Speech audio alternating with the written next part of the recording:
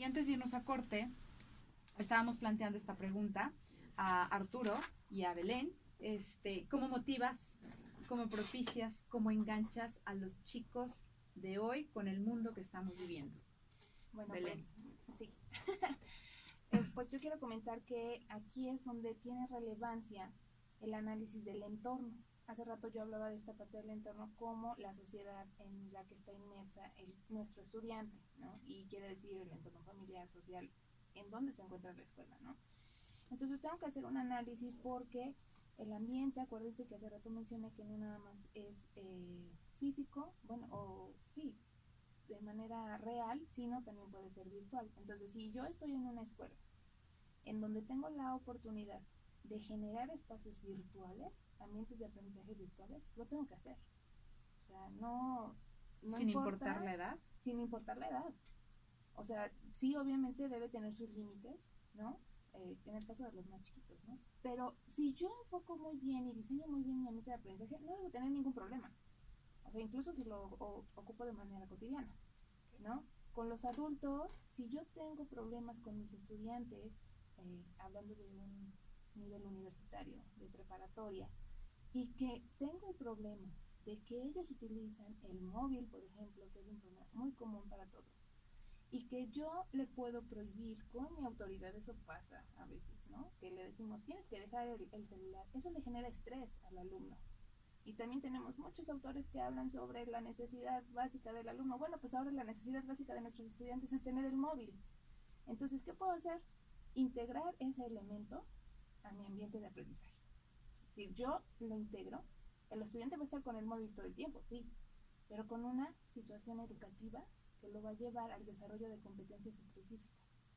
Entonces, esa es la labor del docente, tener que adaptar, tener que modificar, tener que ver las condiciones en las que va a estar, ¿no? Una situación real, si estoy yo en una escuela en donde no tengo ni siquiera luz eléctrica, claro, ¿qué voy a hacer, no? Entonces, claro, bueno, ahí también necesito ver cuáles son los elementos con los que cuentan mis estudiantes, con los que están en contacto mis estudiantes, ¿no? Para entonces plantear estos ambientes de aprendizaje. Y entonces hablábamos que el ambiente de aprendizaje no nada más es el tiempo, es también el espacio en el que se va a desarrollar, ¿no? Y es, bueno, cómo le voy a plantear y qué actividades le voy a plantear y los materiales que va a tener a su alcance, ¿no? Ahora que los chicos están muy inmersos en la tecnología, yo he tenido la oportunidad de ir a algunos cursitos en donde si a los alumnos se les dan rotafolios, cartulinas, acuarelas, pinturas, cosas que de repente decíamos, la antigüita, sí, por así decirlo, cosas que decíamos, esto ya está en desuso, o sea, son felices, sí. O sea, y es increíble, ¿no? Pero tiene que ver con esta parte de cómo voy a diseñar yo el ambiente de aprendizaje y cómo voy a hacer esta interacción con mis alumnos y cómo lo voy a enganchar con el tema. Entonces, creo que va un poco por ahí el asunto y, bueno, voy a emitir una opinión con relación a los más chiquitos, que ahora este sistema de tabletas, con todo respeto, es muy bueno en la educación básica, en primaria especialmente. Sin embargo, también está trayendo algunos problemas porque los alumnos ya tienen bastantes dificultades con la caligrafía, sí, ¿no? Con la ortografía. Entonces, bueno, pues hay que ponerle un límite. Sí, hay que ponerle un límite. Creo que en las escuelas o como padres de familia realmente también tenemos que reflexionar sobre qué competencia quiero que mi hijo desarrolle, ¿no? O sea, no está mal, o sea, sí está bien, ellos están inmersos en este ya ambiente, pero pues también nos está trayendo algunas complicaciones. Ok, entonces yo a puedo... mí no me gusta mucho lo del límite. Yo, ¿sabes qué sugeriría? Hay que ponerlo en un equilibrio. Okay. ¿Sí? Porque tenemos que recordar que estos dispositivos deben ser un complemento, una herramienta más que el docente utiliza dentro del salón de clases. No la única. No la única, porque si llegamos a pensar que muchos papás dicen, no, es que está mal que utilicen eso, no. El maestro va a dar su cátedra, va a dar su clase, va a hacer su diseño instruccional, va a tener su planeación, va a tener muchos elementos y herramientas con las cuales debe trabajar, pero será un complemento más, así como utiliza ahora un pintarrón, ya no se utilizan mucho los gises, pero Ajá. bueno, un pintarrón o donde utilizas un gis es una herramienta más. Entonces, aquí hay que pensar un poco en un doctor de hace 70 años que hubiera egresado hace 70 o 60 años, si ahora o mañana tuviera que hacer una operación, lo más seguro es que este doctor va a entrar al quirófano y va a decir, no, No puedo. no puedo, ¿no? Pero Sí. si un maestro de hace 40, 50, 60 años ahora entra a un salón de clases, pues va a haber a lo mejor ciertos elementos que va a decir, pues esto a lo mejor no lo conozco, pero va a poder dar clases. Y entonces es una reflexión que a veces no me gusta mucho, pero a lo que voy a añadir es que ahora los docentes tenemos muchas herramientas que hace que el ambiente de aprendizaje no sea improvisado. Si un maestro no cuenta con un trabajo instruccional, con un conocimiento, con un ambiente cognitivo que sabe qué es lo que va a hacer dentro del salón de clases, pues sí estará perdido. Pero un maestro debe tener una planeación estratificada que cuenta con muchos elementos.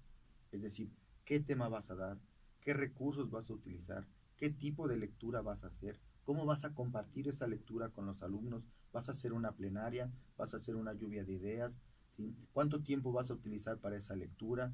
¿Qué producto final vas a utilizar para que tus alumnos tengan una reflexión de ese elemento que estás hablando, de una lectura de a lo mejor 5 o 6 hojas, ¿eh?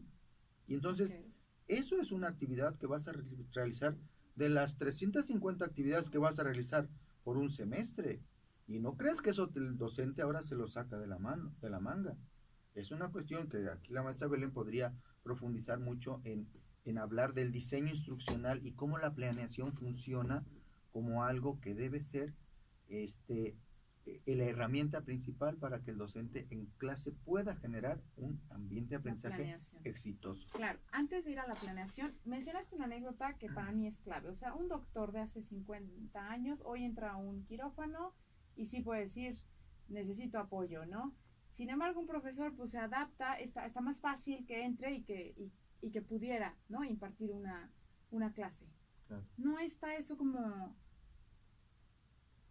frustrante quizá un poco, como decir, no ha cambiado, no ha evolucionado, no ha crecido, no vamos a la par, o no va la escuela conforme a lo que se va necesitando, Sí, no se va quedando rezagada. Desafortunadamente tenemos en nuestro país muchos rezagos, no solo en educación, también ha sido un problema no solo del docente, sino también de la falta de apoyo que a veces el docente debería tener por muchas razones y por muchas instituciones, ¿no? No le estoy echando la culpa a nadie. Sí. Creo que hay muchos componentes que se han dado para que también en nuestro desarrollo profesional se haya limitado un poco o se haya detenido, ¿no? No me quiero meter a cuestiones o políticas o sindicales, sí, ¿no? Pero muchas de estas han afectado lo que un docente debe hacer en clase. Puede ser su sueldo, puede ser... todavía siguen existiendo muchos casos de queridos maestros que de aquí a su primer lugar se hacen 6 horas en camión y del lugar donde se bajan se van en burro o en caballo otras 4 horas. O sea, esto no es algo que pasó hace 60 años. ¿Sí? Y entonces, ¿cómo esas brechas no las puedes quitar de un día para otro, ¿no? Y entonces, todavía que el maestro llegue al salón después de un gran recorrido a dar clases y que esté de buenas y que traiga aquí las mejores ideas, pues es un poco complicado, ¿no crees? Claro. Belén.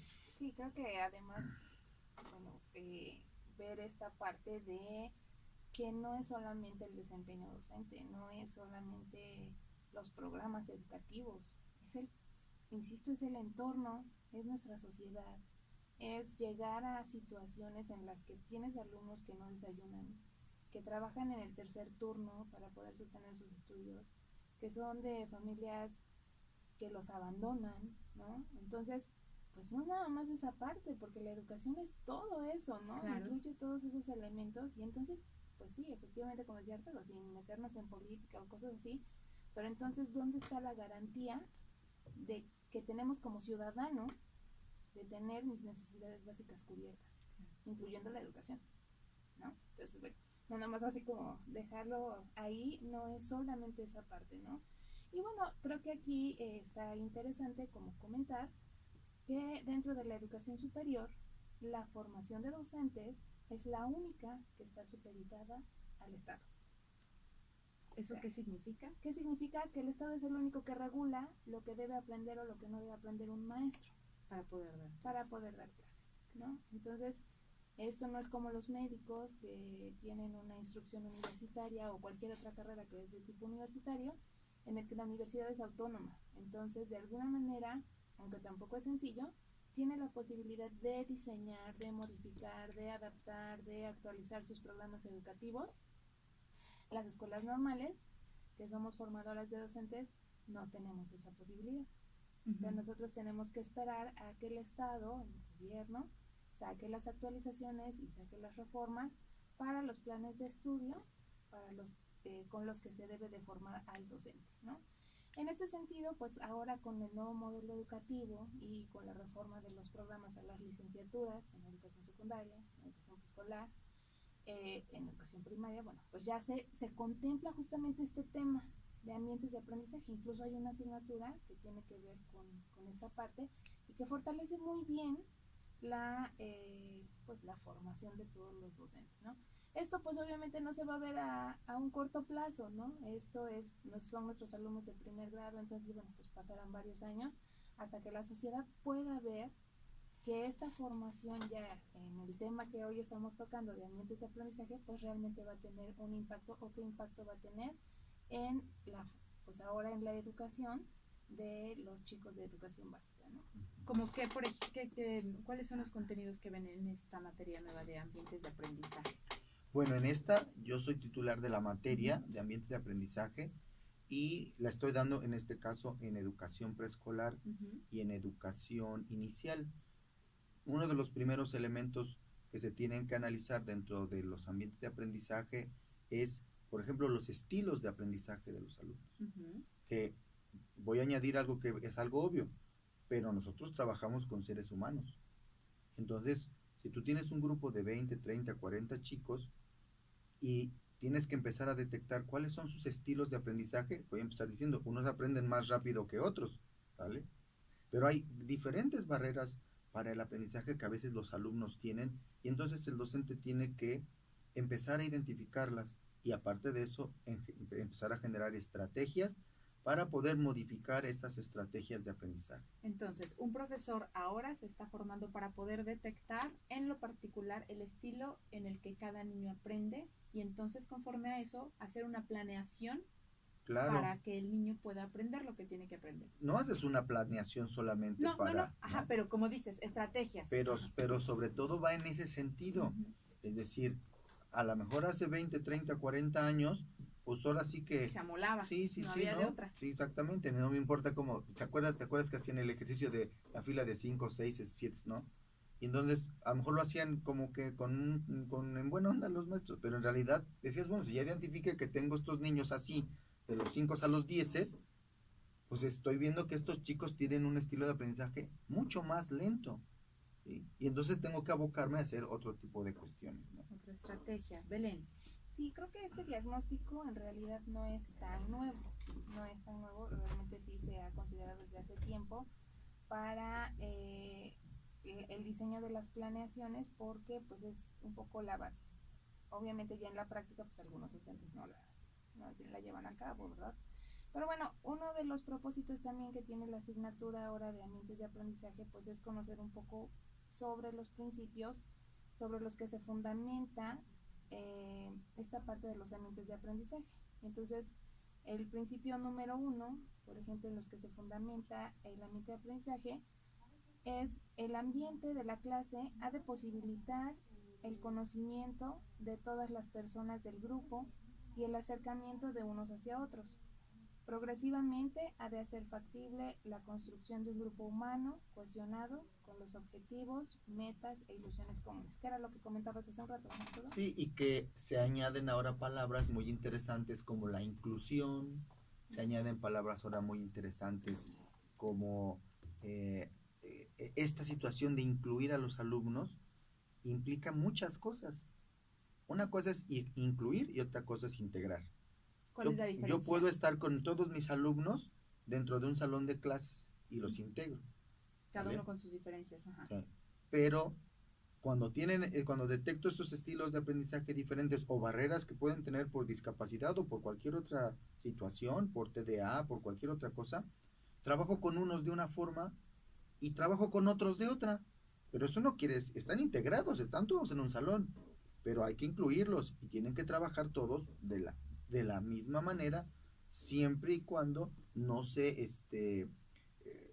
retrase el proceso educativo. El proceso de todos.